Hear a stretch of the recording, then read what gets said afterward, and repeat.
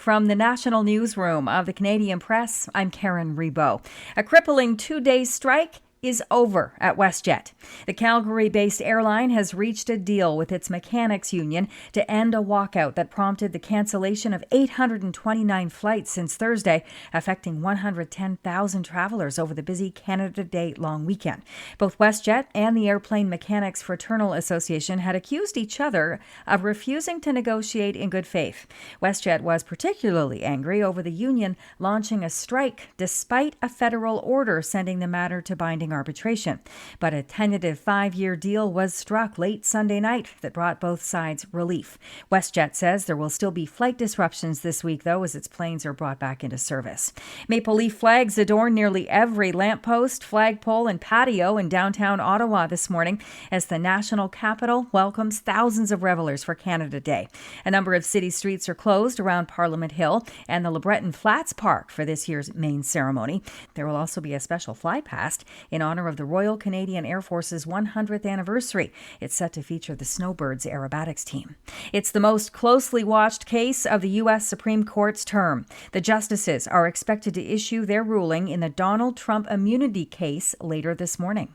At the oral argument in late April, conservative Justice Neil Gorsuch warned of the consequences if the court says presidents are not immune from prosecution. Perhaps if he feels he has to, he'll pardon himself. But Liberal Justice Elena Kagan asked, how about if a president orders the military to stage a coup? Most legal experts believe the court will find a way for the January 6th case to continue, even if it's focused only on what are deemed to be Trump's private acts rather than his official acts as president. Stephen Portnoy, ABC News, Washington.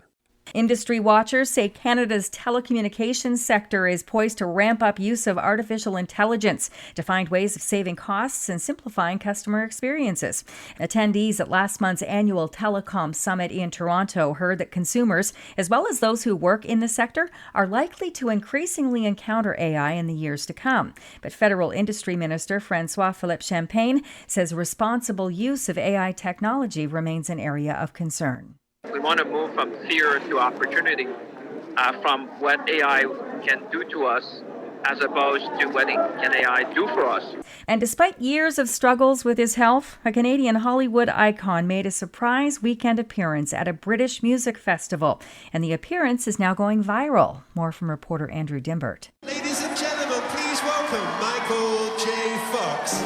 Superstar band Coldplay bringing Michael J. Fox on stage at the Glastonbury Music Festival in England to perform their hit song, Fix You. The Back to the Future actor in his wheelchair rocking out on guitar in front of an estimated crowd of 100,000 people.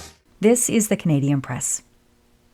In sports, CFL action yesterday saw the Ottawa Red Blacks score an exciting 24-22 victory over the visiting Hamilton Tiger Cats. The Ticats scored a touchdown with 31 seconds left to go up 22-21.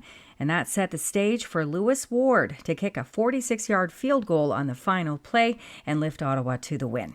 In baseball action, Aaron Judge hit his Major League leading 31st home run to lift the visiting New York Yankees to an 8-1 pounding of the Toronto Blue Jays. The Jays will open another 4-game series against the Houston Astros at home today.